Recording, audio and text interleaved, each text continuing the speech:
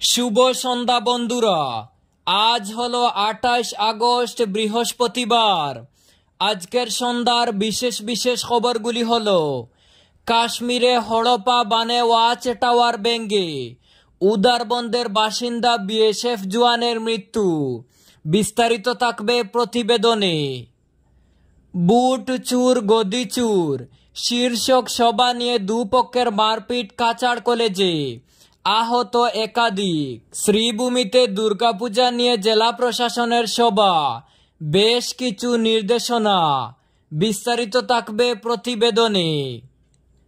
সংকুচিত হচ্ছে কাছাড় জেলার মানচিত্র, বৃদ্ধি পাচ্ছে ডিমা হাসাওয়ের পরিধি। ইমরান হত্যাকাণ্ডে পত্নী ও চালকের প্রেমকে হাতিয়ার করেছে তৃতীয় পক্ষ, এমনই এক চাঞ্চল্যকর তথ্য বেরিয়ে আসলো। বিস্তারিত থাকবে প্রতিবেদনে। হাইকোর্টের নির্দেশে পদে বহাল অধ্যক্ষ আছার উদ্দিন। দীর্ঘ আইনি লড়াই শেষে হাইকোর্টের নির্দেশক্রমে ফের ভাঙ্গা এইচএস স্কুলের অধ্যক্ষ পদে বহাল আছার উদ্দিন।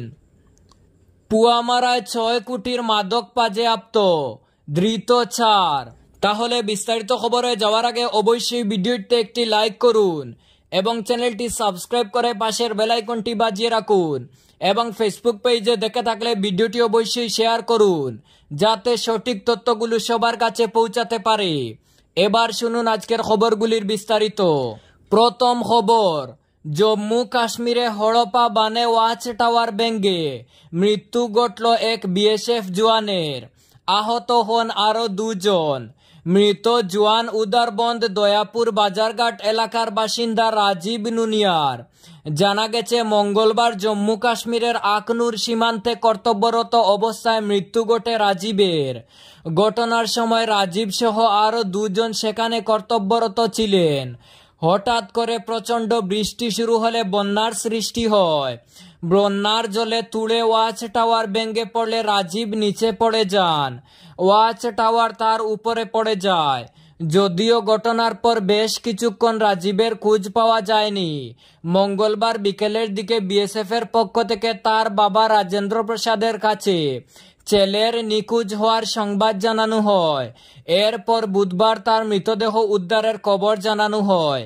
আগামী 29 আগস্ট রাজীবের মৃতদেহ বাড়িতে পাঠানো হবে বলে জানা গেছে।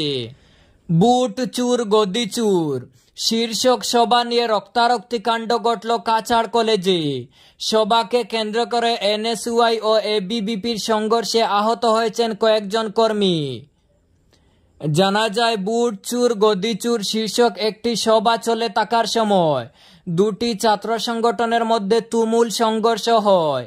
এনএসইউআই আয়োজিত সভায় এবিভিপির সমর্থিত কিছু ছাত্র বাধা দেওয়ার চেষ্টা করে। এ নিয়ে 2 পক্ষের মধ্যে শুরু হয় হাতাহাতি এবং পরিস্থিতি নিয়ন্ত্রণহীন হয়ে পড়ে। এতে এনএসইউআইর নেতা চন্দন মজুমদার সহ কিছু সদস্য আহত হন। খবর পাওয়ার সঙ্গে সঙ্গে সদর থানার পুলিশ ঘটনাস্থলে পৌঁছে পরিস্থিতি নিয়ন্ত্রণে আনতে সক্ষম হয়। চন্দন মজুমদারকে আহত অবস্থায় পুলিশ শিলচর মেডিকেল কলেজে পাঠানো হয়। এদিকে চন্দন মজুমদার এ বিষয়ে শিলচর সদর থানায় মামলা করেছেন। ঘটনার পর সংবাদ মাধ্যমের সঙ্গে কথা বলতে গিয়ে কংগ্রেসের সংখ্যালঘু নেতা আনসার হোসেন বড়লস্কর প্রশাসনের কাছে দাবি রাখেন অতি সত্বর ছাত্রনেতা চন্দন মজুমদারের উপর হামলাকারীদের গ্রেফতার করার, অন্যথায় জেলা জুড়ে বৃহত্তর আন্দোলন গড়ে তুলবে বলে হুঁশিয়ারি দেন। শ্রীভূমি জেলায় আসন্ন দুর্গাপূজা সুষ্ঠু ও শান্তিপূর্ণভাবে সম্পন্ন করতে বৃহস্পতিবার শ্রীভূমি জেলা আয়ুক্ত কার্যালয়ের সভাকক্ষে জেলা আয়ুক্ত প্রদীপ কুমার দ্বিবেদীর পৌরোহিত্যে এক প্রস্তুতি সভা অনুষ্ঠিত হয়েছে। শ্রীভূমির পুরপতি রবীন্দ্রচন্দ্র দেব, সিনিয়র পুলিশ সুপার পার্থ প্রতিম দাস, প্রশাসনিক ও বিভাগীয় আধিকারিক এবং পূজা কমিটির কর্মকর্তাদের উপস্থিতিতে এই সভা অনুষ্ঠিত হয়। এতে জেলা আয়ুক্ত সুষ্ঠুভাবে দুর্গাপূজা উদযাপন করতে পূজা কমিটিকে মেনে চলার জন্য কিছু নিয়ম নীতি জানিয়ে দেন। তিনি বিশেষ করে 4টি বিষয়ের উপর গুরুত্ব দিয়ে জানান। পূজার দিনগুলিতে ও প্রতিমা বিসর্জনে আইন অনুসারে নির্ধারিত 10 ডেসিবেল শব্দমাত্রার অধিক শব্দ সৃষ্টি করে কোনো অবস্থাতে ডিস্কো জকি বা ডিজে ব্যবহার করা যাবে না। এ ব্যাপারে তিনি বলেন, উচ্চ শব্দমাত্রার ডিজে ব্যবহারের ফলে বয়স্ক ব্যক্তি, শিশু ও অসুস্থ ব্যক্তির অসুবিধার সৃষ্টি হচ্ছে এবং এর উপর লাগাম টানতে শ্রীভূমির সুশীল সমাজ, বিভিন্ন সাংস্কৃতিক সংস্থা সংগঠন থেকে অনুরোধ জানানো হয়েছে। তাই তিনি এই নিয়ম মেনে চলতে আহ্বান জানান, অন্যথায় পুলিশ আইনানুগ ব্যবস্থা গ্রহণ করবে। পাশাপাশি তিনি স্বচ্ছ ভারত মিশনের গাইডলাইন অনুসারে বর্জ্য ব্যবস্থাপনা ডাস্টবিন ব্যবহার করতে বলেন। পূজা কমিটিদের অবশ্যই অগ্নি নির্বাপক সরঞ্জাম মজুত রাখতে নির্দেশ দেন। এ ব্যাপারে অগ্নি নির্বাপক বাহিনী পূজা মণ্ডপের ব্যবস্থা আগে থেকে পরীক্ষা করবে। এতে তিনি পূজা প্রাঙ্গণে নেশাদ্রব্যের ব্যবহার ও জুয়ার আসর কোনো অবস্থাতে বসানো যাবে না বলে সতর্ক করে দেন। নেশাগ্রস্ত অবস্থায় কোনোভাবেই যানবাহন না চালাতে বলেন এবং এ ব্যাপারে সংশ্লিষ্ট বিভাগকে ব্যবস্থা গ্রহণ করতে নির্দেশ দেন। দুটি সংগঠনের দাবির পরিপ্রেক্ষিতে এবং বর্তমান সরকারের সিদ্ধান্ত অনুযায়ী সংকুচিত হচ্ছে কাছাড় জেলার মানচিত্র। এ নিয়ে রাজ্য সরকারের পক্ষ থেকে প্রস্তুতি প্রায় চূড়ান্ত বলে খবর নেওয়া যায় সরকারি এক চিঠির সূত্র থেকে।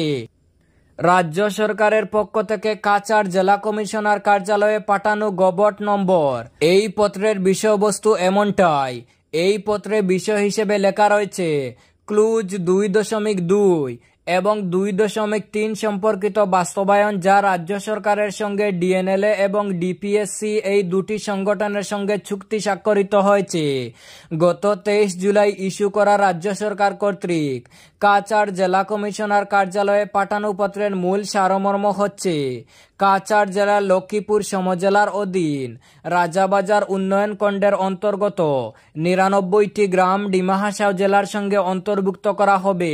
বর্তমানে কাছাড়ের রাজারবাজার উন্নয়ন খণ্ডের অধীনে থাকা 19টি গ্রামের জনসংখ্যা, যেসব গ্রামে বসতি করা মানুষের ভাষা, গ্রামের রাজস্ব চক্রের নাম, জেলার নাম, পরিবারের সংখ্যার তালিকা তৈরি করে রিপোর্ট পাঠাতে নির্দেশ দেওয়া হয়েছে।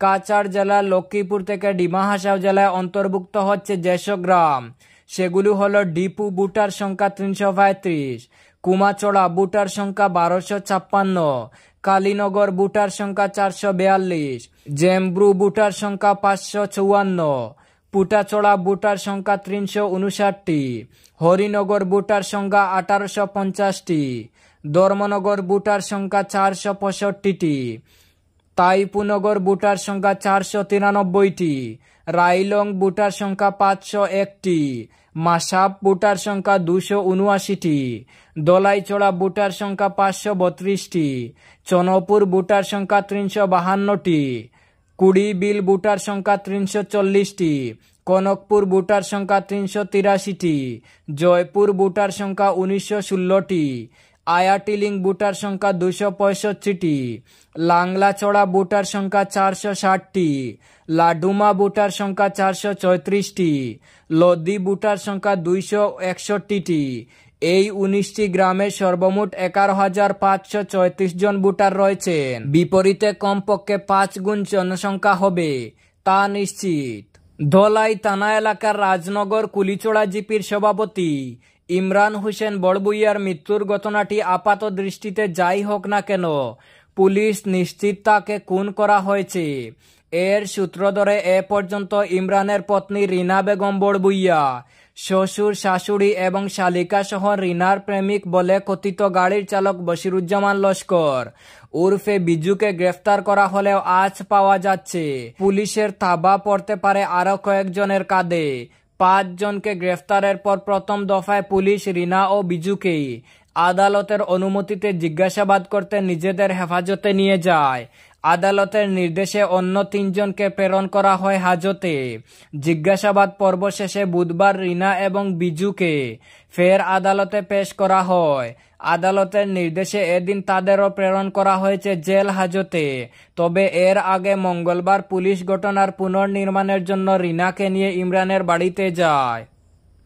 অবশেষে দীর্ঘ 2 বছরের আইনি লড়াইয়ের পর ন্যায় পেলেন ভাঙ্গা উচ্চতর মাধ্যমিক বিদ্যালয়ের প্রধান শিক্ষক আছার উদ্দিন। গুয়াহাটি উচ্চতম আদালতের নির্দেশক্রমে পুনরায় স্বপদে বহাল হলেন আছার উদ্দিন। এই খবর চতুর্দিকে ছড়িয়ে পড়তে উনার প্রাক্তন তথা বর্তমান শিক্ষার্থী থেকে শুরু করে উনার পরিচিত শুভাকাঙ্ক্ষী বুদ্ধিজীবী শিক্ষাবিদ প্রাক্তন ছাত্রছাত্রী থেকে শুরু করে এলাকার সর্বস্তরের জনগণ উনাকে পুনরায় ভাঙ্গার মাটিতে স্বাগতম জানাতে ভাঙ্গা উচ্চতর মাধ্যমিক বিদ্যালয়ে পৌঁছে যান। খুশিতে উৎফুল্লিত সবাই বৃহত্তর ভাঙ্গা এলাকার শিক্ষা জগৎকে এগিয়ে নিয়ে যেতে আছার উদ্দিনের অবদান ছিল অতুলনীয়।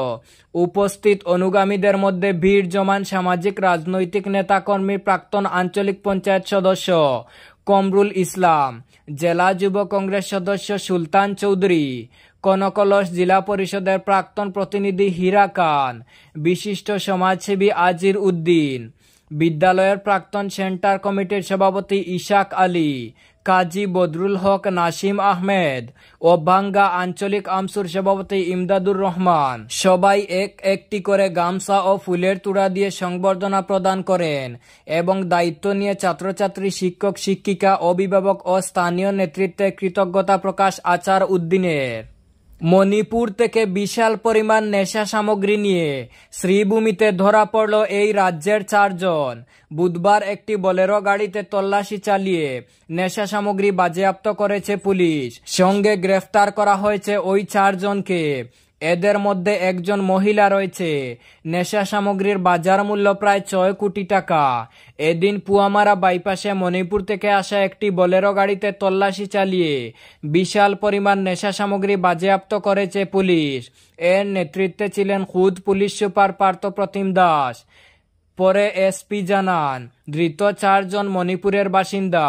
এরা সে রাজ্যের চূড়াচাঁদপুর থেকে হেরোইন ও ইয়াবা ট্যাবলেট নিয়ে শ্রীভূমি আসছিল। গোপন সূত্রের খবর পেয়ে পুলিশ বদরপুর থেকে শুরু করে নানা জায়গায় সাদা পোশাকে উত পেতে থাকে। অবশেষে পুয়ামারা বাইপাসে গাড়িটি আটকাতে সক্ষম হন তারা।